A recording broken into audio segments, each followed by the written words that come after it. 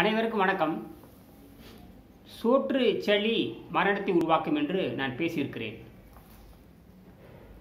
வெங்கடேசன் என்கிற மாபெரும் விஞ்ஞானி கடந்த ஒரு 30 ஆண்டுகளுக்கு 35 ஆண்டுகளுக்கு முன்பாக உணவை தவிர்த்து பரிணாம அறிவியல் எப்படி வெல்வது, நோயை தன்னைத்தானே குணமாக்கிக் கொள்வது எப்படி, புறத்திலிருந்து வரக்கூடிய காயங்களுக்கு நாம் என்ன செய்ய வேண்டும், அகத்தில் ஏற்படுகின்ற காயங்களுக்கு என்ன செய்ய வேண்டும் என்று படிமுறை அறிவியல் அடிப்படையில் சிந்தித்து தன்னுடைய கொடிய நோய்களை குணமாக்கி காட்டினார். இதை பார்த்தீங்கன்னா இந்த புத்தகத்தில் ஏறத்தாழ ஒரு 60-70 ஆராய்ச்சி குறிப்பு நூல்கள் அவருக்கு உதவி இருக்கின்றன. அதில் முக்கியமான நூல் இதுதான். இதுக்கு பேர் ரேஷனல் ஃபாஸ்டிங் சொல்லுவாங்க, அல்லது மூக்கஸ்லெஸ் டயட் ஹீலிங் சிஸ்டம் சொல்லுவாங்க. சளி குறைந்த உணவின் மூலமாக நோயை குணமாக்குகிற முறை. இதை பற்றி எல்லா விவரங்களும் இருக்குது. அருள் கூர்ந்து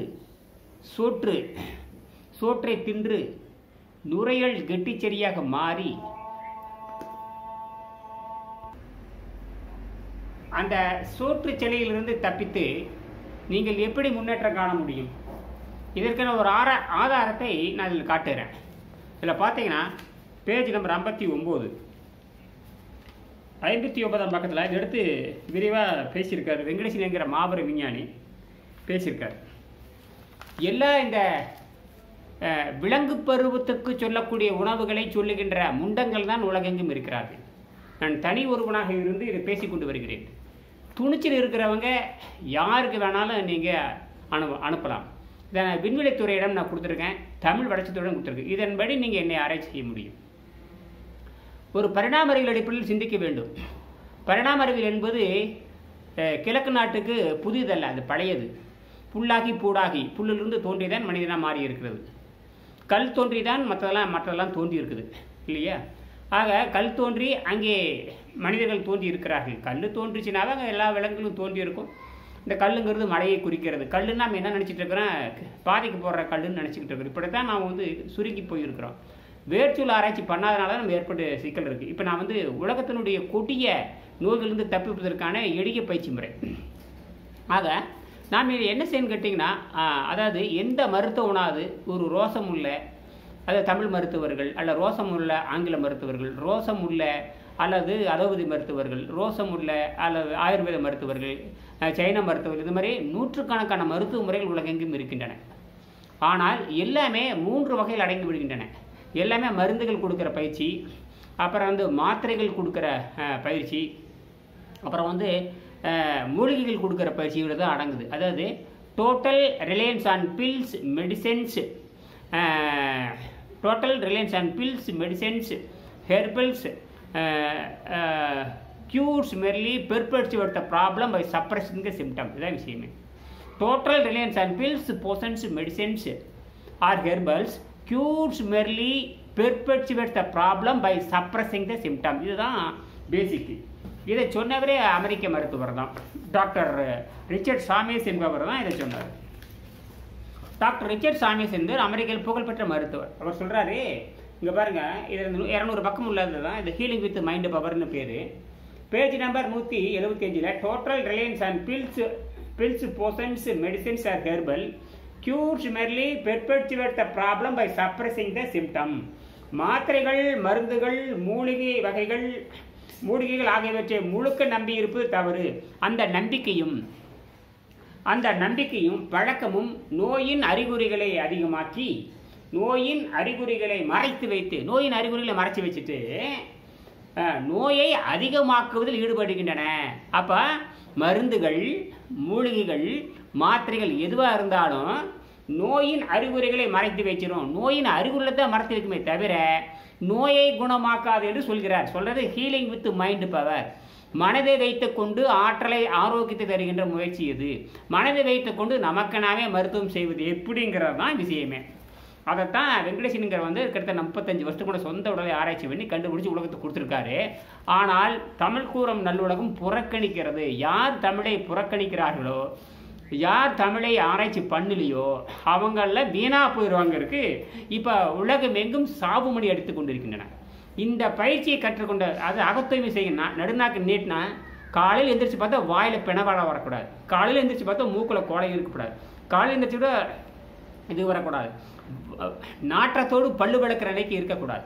மலம் கட்டிய வாடை எடுக்கக்கூடாது. சிறுநீர் கொடிய நாற்றம் இருக்கக்கூடாது. இதெல்லாம் இருக்காது இந்த பயிற்சி செய்கிறவங்களுக்கு. புரியுதுங்களா?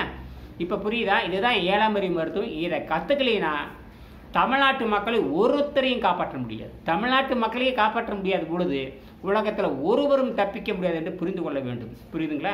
இதற்கு ஆதாரம் அந்த மாதிரி இந்த பக்கம் 200 பக்கம் உள்ள புத்தகம் உலகத்துக்கு ஆராய்ச்சி தரக்கூடிய நூல் இது. இவர் ஜெர்மனியில் பிறந்தார். மருத்துவம் பண்ணது பூரா அமெரிக்காவில் கிட்டத்தட்ட பார்த்தீங்கன்னா 100 ஆண்டுகளுக்கு முன்பாக. இவர் சொல்கிறாரு எல்லாமே இயற்கை சட்டத்துக்கு உட்பட்டு தான் நடக்குது அப்படிங்கிறார். ஆனால் இங்கே அத்தனை இயற்கையை குளிதோண்டி புரைத்து விட்டார்கள் மேற்கு நாட்டு சித்தாந்தவாதிகள். அதை படிச்சுக்கிட்டு இங்கே தமிழ் மருத்துவர்களும் முடிக்கிறாங்க. இதை படிச்சுக்கிட்டு இந்தியாவை சேர்ந்த ஆயுர்வேத மருத்துவர்களும் முடிக்கிறாங்க.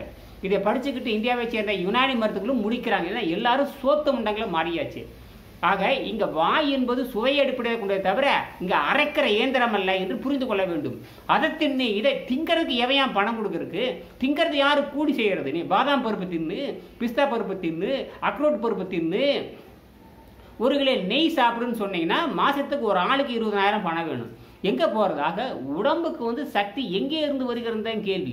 உடம்புக்கு சக்தி காற்றில் இருக்கிற நைட்ரஜனை புரோட்டீனாக மாற்றுகிறது, காற்றில் இருக்கிற ஆக்சிஜனை ஆற்றலாக மாற்றுகிறது, விண்வெளியிலிருந்து வரக்கூடிய நட்சத்திரத்தில் வந்த ஒளிக்கற்றைகள் நமக்கு காமா கதிர்கள் ஆற்றலை தருகிறது என்று புரிந்து கொள்ள வேண்டும்.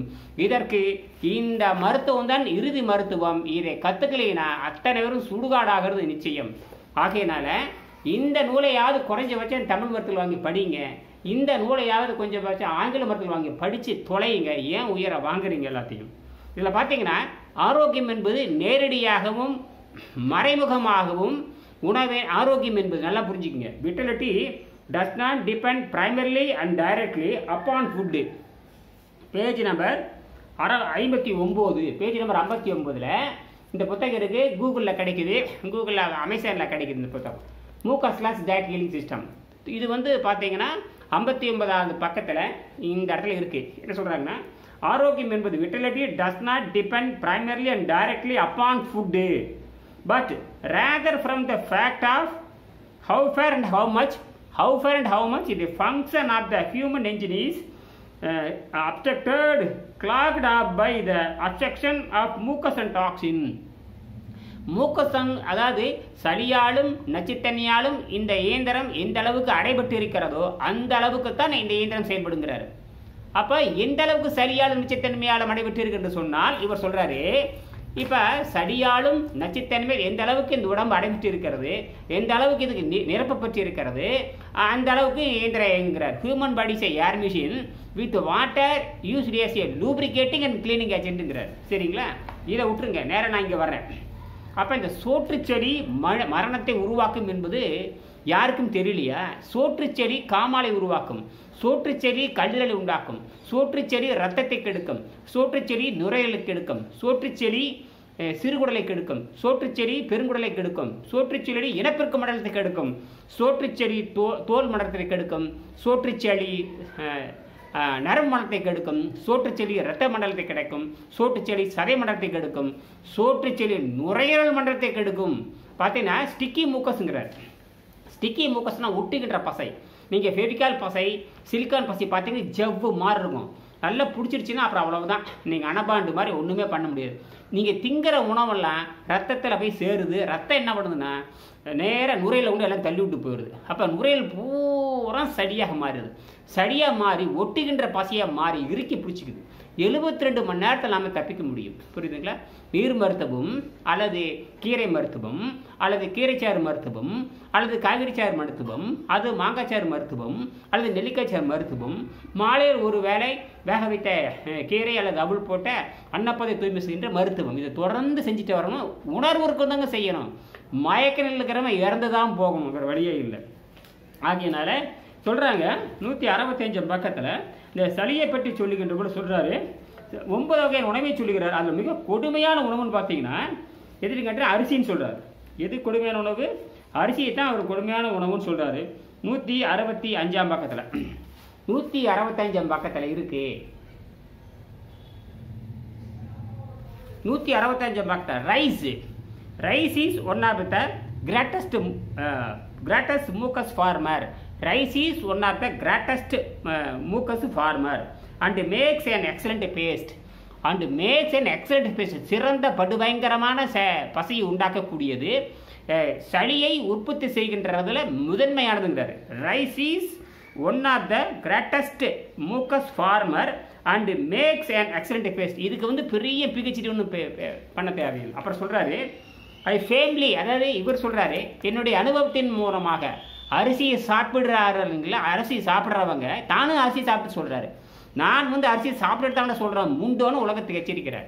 தன்னெஞ்சறிவது பொய்யற்க பொய்த்த பின் தன்னெஞ்சே தன்னை சுடும், படித்தவன் பாவம் செய்தால் ஐயோ வென்று போவன். ஆகினால இந்த வெள்ளைக்கார காட்டு முண்டங்கள் சொல்லுகின்ற மருத்துவத்தை நீங்கள் வந்து அவசரத்துக்காக விலங்கு பிராயத்துக்கும் மிருக பிராயத்துக்கும் தான் பொருந்துமே தவிர முன்னேறிய பசித்தாக்கத்தை கட்டுப்படுத்தி காற்றில் இருக்கிற நைட்ரஜனையும் காற்றில் ஆக்சிஜனையும் நடமாடும் தாவரமாக தன்னை மாற்றிக்கொள்கின்ற உடலாக மாற்றுகின்ற மனிதனுக்கு 7ஆம் அறிவை பற்றி தானும் நிலைத்து வாழ்ந்து சந்ததியை பெறுகின்ற நிலைக்கு உயர்த்துகின்ற அந்த கல்விதான் யோக மருத்துவம் எனப்படக்கூடிய உணவில்லா மருத்துவம் வெங்கடேசன் கண்டுபிடித்த நீர் மருத்துவம்.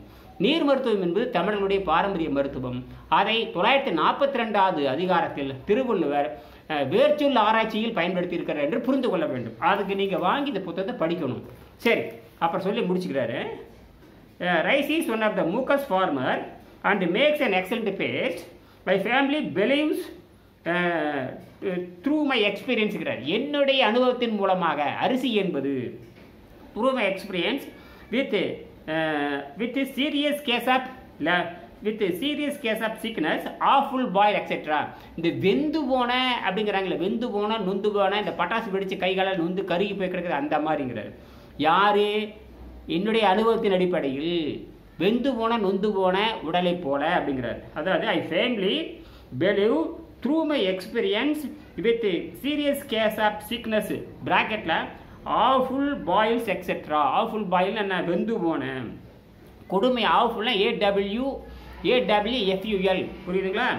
ஆஃபுல் பாயில் BOILS பாயில்ஸ் புரியுதுங்களா? சரி, ஆஃபுல் பாயில்ஸ் எக்ஸெட்ரா இந்த மாதிரி கொடுமையான அர்த்தம் புரியுதுங்களா?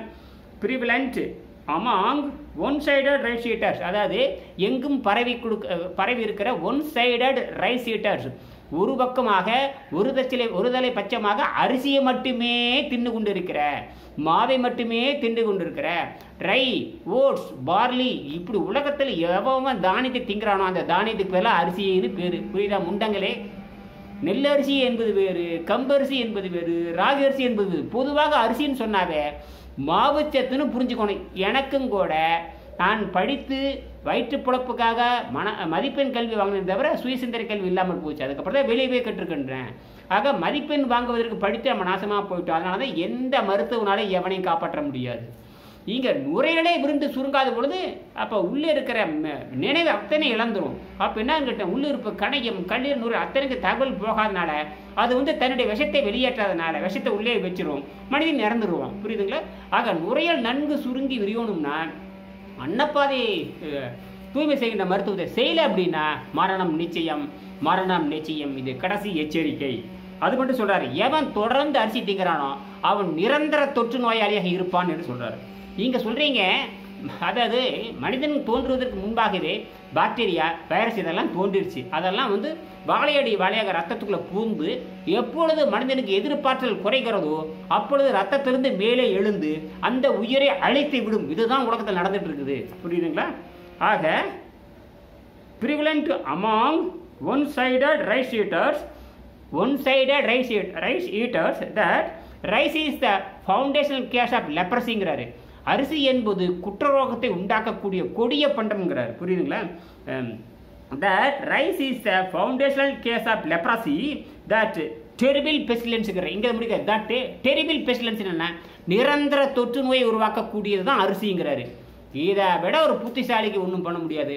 நல்ல மாட்டுக்கு ஒரு சூடு, மான வெக்கம் சூடு சொரணை இருக்கிறவங்க இந்த புத்தகத்தை வாங்கி படித்து தப்பிச்சு போங்க. நன்றி, வணக்கம்.